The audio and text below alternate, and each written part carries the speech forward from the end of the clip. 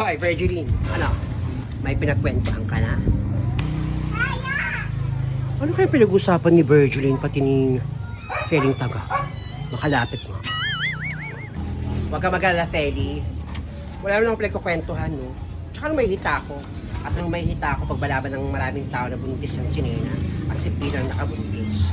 Wala akong pakalam sa buhay ni Nena. Buhay niya yan, tsaka matanda na yan, tsaka mabubuhay pa ako pag dismiss ko yan si Nena. Magkakapera ako, Feli, ha?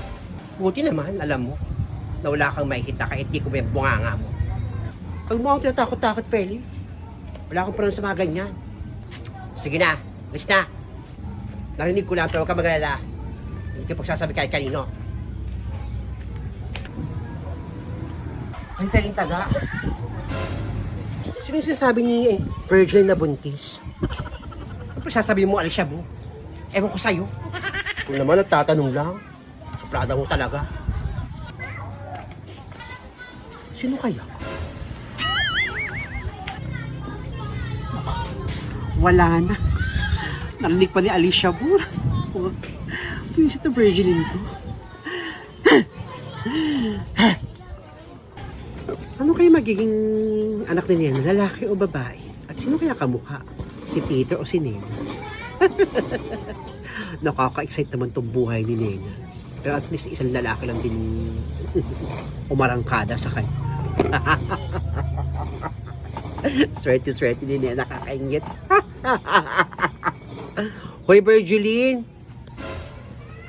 Ikaw naku, sana naman huwag mong ipagkalat yung narinig mo na pinag-uusapan namin kahapon yung sikreto ni Nena. Isa ka rin, Negra. Wala ka bang tiwala sa akin? Hindi ako nakikinig doon ng pasikreto. Nagkataon lang na napadaan ako kasi magbibenta ako kay Nena ng sabon. Kaya huwag kayo mag-alala. Sikreto nyo. At saka sabi ko nga kay Feli kanina, anong mahihita ko? Kung i-chismis ko si Nena, magkakapera ba ako kay Nena? Tama ka naman, wala ka namang mahihita. Kaya dapat itiko mo lang yung ngangabo mo. Hayaan ko lang siyang mundo ang makadiscover nangyari kay Nena. Sa bagay may point ka, malalaman din naman ng buong mundo. Kaya quiet ka na lang, ha? Basta pangako mo, ha? Huwag mong ipagkakalat. Huwag mong ipagsasabi kahit kanino. Malaking gulo yan. Sige na. Salamat. Diyan ka na.